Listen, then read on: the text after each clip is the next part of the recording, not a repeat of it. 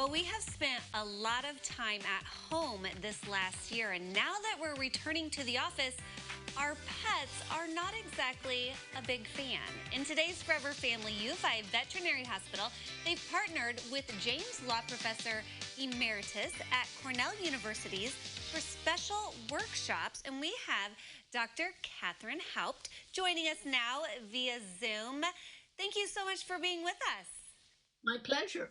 Well, let's talk a little bit about your history. First of all, before we get into this topic of our pets and anxiety and all that, your history as a veterinarian. Well, I've been a veterinarian for 60 odd years. And a good 40 of those I've been doing behavior cases. And so we're going to look at some of those behaviors in some webinars coming up in association with U of I here. So a lot of people during the pandemic decided now would be a great time to adopt an animal. But now that people are heading back to work, those animals are not really sure what to do with themselves. So you've got some tips for pet owners out there on how to handle that separation anxiety that our pets may be experiencing.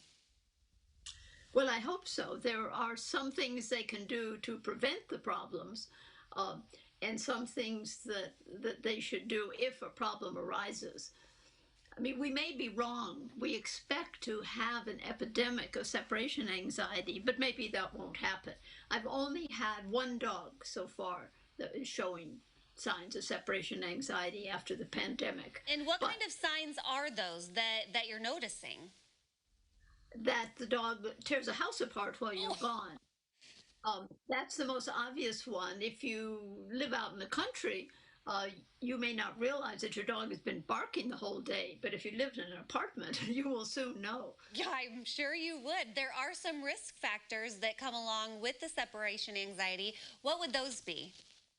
Well, particularly getting a secondhand dog. I mean, many people were very kind and they got dogs from the shelter or some rescue group, but we know that those dogs are more likely to show separation anxiety, probably because they were abandoned from their initial home.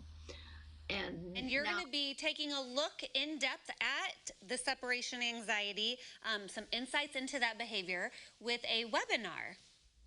That's right.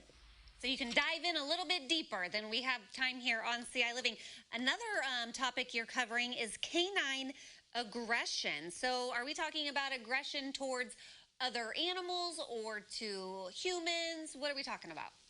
Well, all of the above. I mean, most common problem is aggression to strangers. You know, the UPS man, all of those packages that arrived. Yes. May have been met by a not very friendly dog. So that's one problem. The second problem is dogs that are aggressive to their owners in certain situations. For example, when the owner tries to take something precious away from the dog. And another opportunity for a webinar you have is with insights into behavior with horses and problems they may be experiencing. What kind of problems are we looking at? Well, actually, some of the same ones. Some horses have separation anxiety, but not from us, but rather from each other.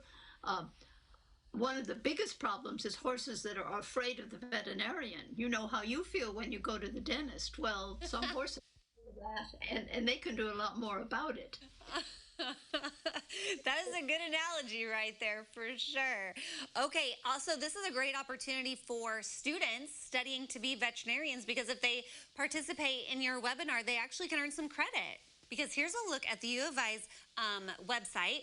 Insights into behavior. There's 3 different topics she's going to be covering July 1st, July 8th, and July 15th.